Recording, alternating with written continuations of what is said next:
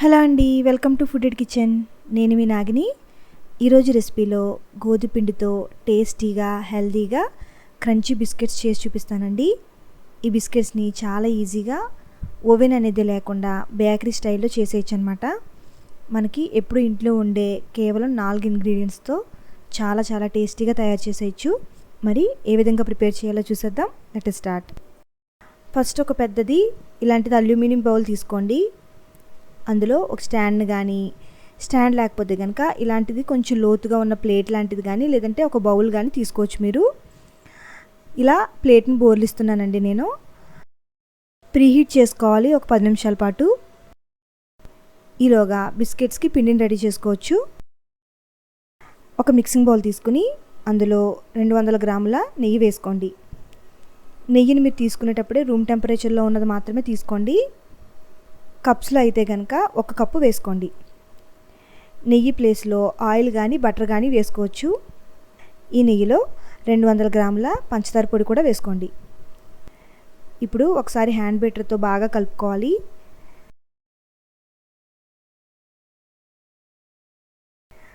క్రీమీగా అయ్యేంత దాకా. ఇలా టెక్స్చర్ అనేది క్రీమీగా అయ్యాక దీనిపైన ఒక స్ట్రెయినర్ నుంచి 200 గ్రాముల శనగపిండి వేసుకోండి. అన్నీ సమానంగా తీసుకోవాలండి బిస్కెట్స్కి. ఇలా శనగపిండిని కూడా ఒకసారి చల్లించుకుని తర్వాత 200 గ్రాముల గోధుమపిండి కూడా వేసి జల్లించుకోండి.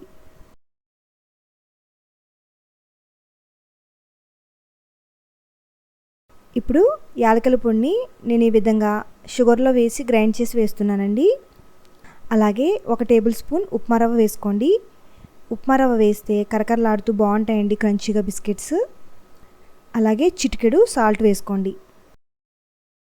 తర్వాత ఇందులో డెసికేటెడ్ కోకోనట్ పౌడర్ 100 గ్రామ్స్ వేసుకోండి. ఇది ఎండిపోయిన కొబ్బరి పొడి అండి. అరకప్పు దాకా వేసుకుంటున్నాను. ఇలా కొబ్బరి పొడి యాడ్ చేయడం వల్ల బిస్కెట్స్కి చాలా మంచి టేస్ట్ వస్తుందండి. ఇప్పుడు ఇవన్నీ కూడా చేతితో బాగా మిక్స్ చేసుకోవాలి.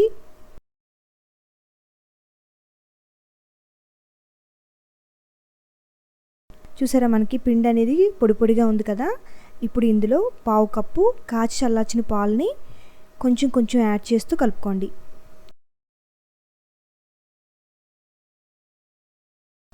నాకు ఇక్కడ కరెక్ట్గా 1/2 కప్పు పాలు కరెక్ట్గా సరిపోయండి.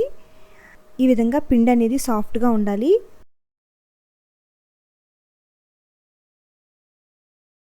ఓకే, మనకి బిస్కెట్స్కి కావాల్సిన పిండిని రెడీ చేసేసుకున్నాం కదండి. ఇప్పుడు ఒక పెద్ద ప్లేట్లోని ఈ విధంగా బటర్ పేపర్ నుంచి రెడీగా ఉంచుకోండి. నేను ఇక్కడ వెడల్పాటి పాత్ర తీసుకున్నానండి. ఎందుకంటే ఎక్కువ బిస్కెట్స్ని ఒకేసారి బేక్ చేయడానికి ఈజీగా ఉంటుందని నేను ఇలా తీసుకున్నాను. ఇప్పుడు పిండిలోంచి ఒక పెద్ద నిమ్మకాయ సైజ్ అంత పిండిని డివైడ్ చేసుకుని ఈ విధంగా రౌండ్గా రోల్ చేసుకోవాలి. తర్వాత లైట్గా ప్రెస్ చేయండి. అంతేనండి, మరీ ఫ్లాట్గా చేయకూడదు. అలా ఫ్లాట్గా చేస్తే ఏమవుతుందంటే బేక్ అయ్యేటప్పుడు ఇంకా ఫ్లాట్గా అయిపోతాయి అన్నమాట. అందుకోసం ఈ విధంగా కొంచెం ఒత్తుకోండి. అవి ఆల్రెడీ మనకి బేక్ అయ్యేటప్పుడు పొంగుతాయి కదండి. అందుకోసం ఈ సైజ్ అనేది సరిపోతుంది. ఇలా రోల్ చేసుకున్న తర్వాత వీటిపైన కిస్మిస్ కానీ జీడిపప్పు పలుకులు కానీ పిస్తా కానీ ఏది ఉంటే అది వాటితోని ఇలా పైన డెకరేట్ చేసుకోండి. ఇలాగే అన్నీ రెడీ చేసుకుని ఈ ప్లేట్లో ఉంచుకోవాలి. తర్వాత ప్రీహీట్ చేసుకున్న బౌల్లో ఈ ప్లేట్ నుంచి మూత పెట్టేయండి.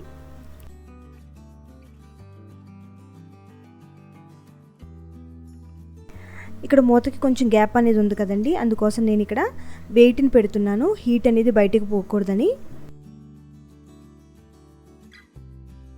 ఈ బిస్కెట్స్ని 20 నుంచి 25 నిమిషాల పాటు బేక్ చేసుకోవాలి. నాకు ఇక్కడ 30 నిమిషాలు పట్టిందండి పర్ఫెక్ట్గా బేక్ అవ్వడానికి. చూసారా, బిస్కెట్స్కి అడుగున గోల్డెన్ బ్రౌన్ కలర్ వచ్చింది అంటే పర్ఫెక్ట్గా బేక్ అయిపోయినట్టు.